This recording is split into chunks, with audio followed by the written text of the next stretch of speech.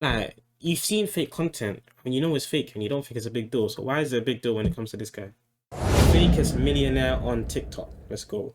Changed his TikTok description to the 2 words lottery winner, then claimed to have purchased an island in Thailand for $8.9 million.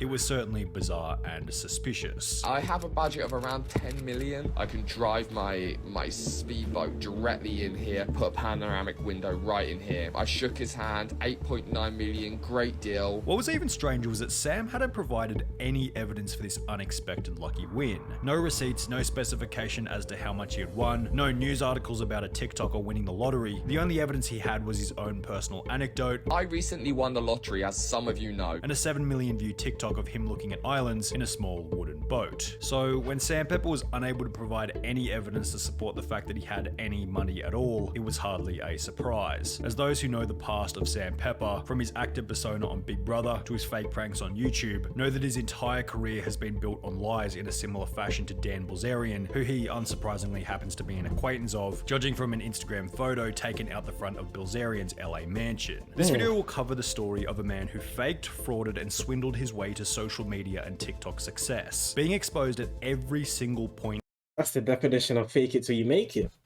in his journey, yet still managing to maintain his relevancy over a 10-year period, albeit with one of the worst reputations in internet history. Hated man. I All don't this even stuff know is him. fake. Like, we believe it all, but it's really fake. Before he would fake his way to success on TikTok with videos like this one, in which he'd gotten someone to dress up as Justin Bieber. Oh, is that Justin Bieber? Yeah. Oh my god. What do you call a gal from Canada that can't sing? Justin Bieber. Sam Pepper had a prolific reputation on YouTube as one of the fakest pranksters on the platform dating back to the early 2010s. So I worked out, oh, okay, I Remember the age of gold digger pranks and what are the other pranks and cheating on your girlfriend pranks. And we've gone far. We've come so far. can do these pranks that these other channels are doing, and I can just fake them. I can just, like, make fake videos. However, prior to even this, Sam Pepper had already begun to show his fake persona to the world in 2010 when he would appear on the show Big Brother UK for the very first time. In his Big Brother profile, he claimed to particularly dislike girls who put on a dumb act, yet this is seemingly what Sam began to gain a reputation for in the early days of his online career. However, one advantage that he did get out of his appearance on Big Brother was traffic to his brand new YouTube channel, where he began to do pranks at a time when there were barely any other YouTubers doing pranks on the platform. And there's like 3 channels that made pranks. There was me, there was like Prank versus Prank, and there was Ed Bassmaster. Really, they were the only kind of known prank channels out there. And in the beginning, it was obvious that they were real. The reactions felt authentic, and there was way too many people in each video for Sam to have been paying all of them. I'm really sorry, guys. I've just farted. Sorry, guys. I've just farted. You should have a bit of respect and little manners. Yeah, sorry, What kind of man. an animal do you think I you couldn't are? hold it in. What kind of an animal do you think you are?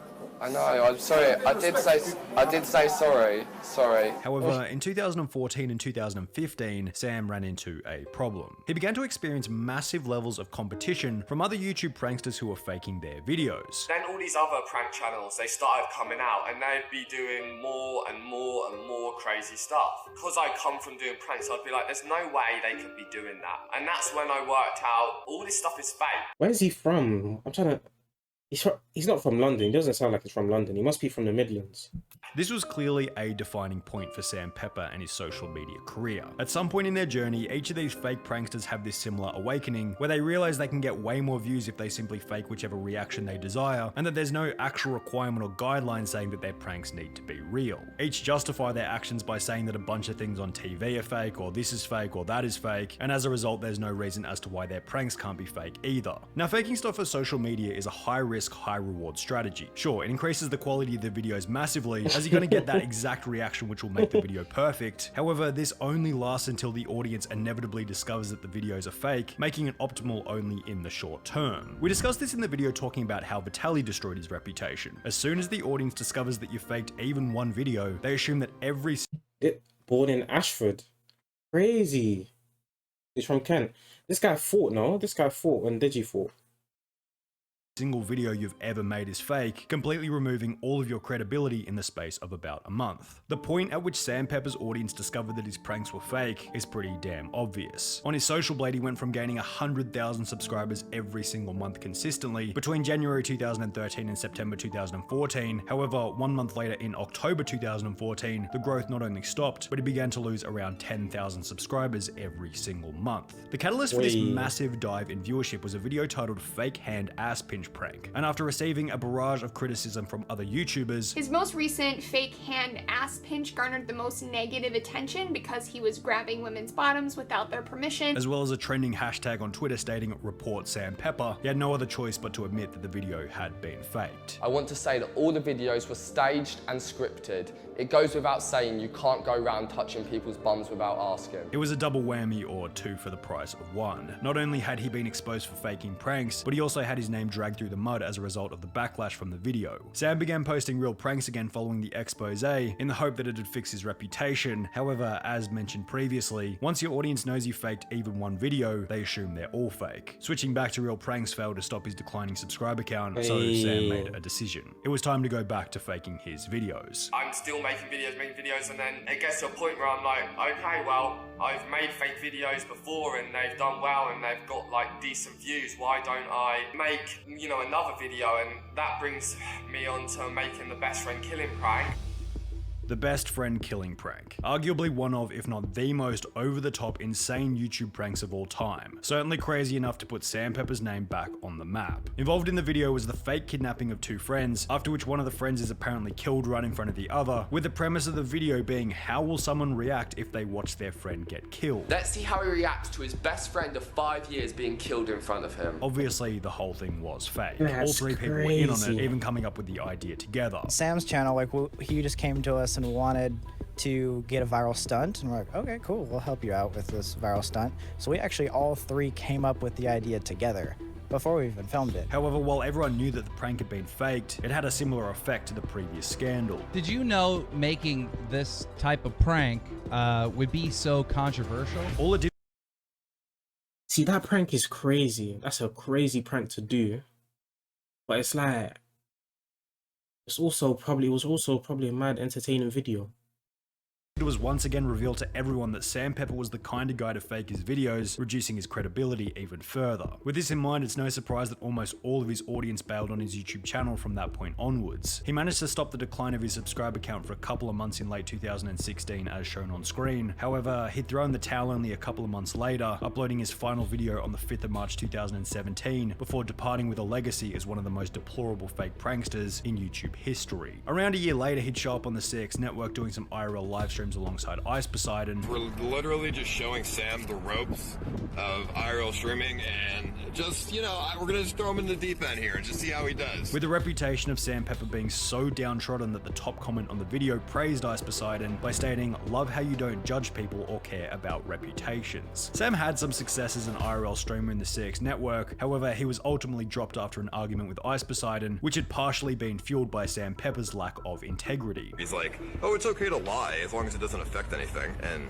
that's not okay. Like, why are you telling my girlfriend it's okay to lie to me as long as it doesn't affect anything? Like, dude, this is not your relationship. After this, Sam Pepper disappeared from the mainstream. His reputation was completely and utterly destroyed, he had nothing left to offer, and it seemed as though the Sam Pepper saga was finally dead and buried, alongside the many other failed YouTubers that had come along before him. However, it would be when Sam Pepper found a new audience on a new platform that his fraudulent antics would continue. Okay, Chris, I pulled out some of my savings. I've clipped it onto these balloons. This is a trust exercise. Turn around, I'm gonna go 3, 2, 1, go. You gotta turn around and quickly grab them. Don't let this go, this is my savings. 3, 2, 1. Chris! Chris! I don't want to. You said Chris! Go! This video, which was clearly set up and probably used a stack of fake $100 bills, racked up over 28 million views. Now, the most interesting part about Sam Pepper's TikTok blow up is that it follows the exact same trend as his YouTube journey. He blows up with a genuine heartfelt video about saving some duck eggs from a restaurant, then progressively makes his content more and more staged, and by the end he's claiming that he's won the lottery with absolute. People are getting on to him for fake content, but on TikTok, I've literally seen someone, like, they went on their iPad, they literally made a picture that said, oh, iPad disabled for 1,000 years, put it on TikTok, and it got 7 million views. and then they said it was fake, and everyone in the comments was like, "Ah, you got me. Ah, you got me. You got me." Like, you've seen fake content and you know it's fake and you don't think it's a big deal. So why is it a big deal when it comes to this guy? I'll carry on and I'll see what going on. Zero evidence. Now, to Sam Pepper's credit, as we mentioned previously, a lot of his TikToks were genuine, authentic, creative ideas, especially in the beginning. However, with videos such as this clearly fake one gaining over 18 million views, Hey, open this door for me. Get me out of here. Open this. Hey, let's do that. it's really no surprise that he began to make his videos faker and faker. I know this is really crazy, but if I play you rock, paper, scissors and I win, can I like rip this down the street? Rock, paper, scissors, shoot. Let's go! You gotta get in the passenger, I'm scared. No, you're good. You can have it. Alright. People who think this is real. The countless fake viral videos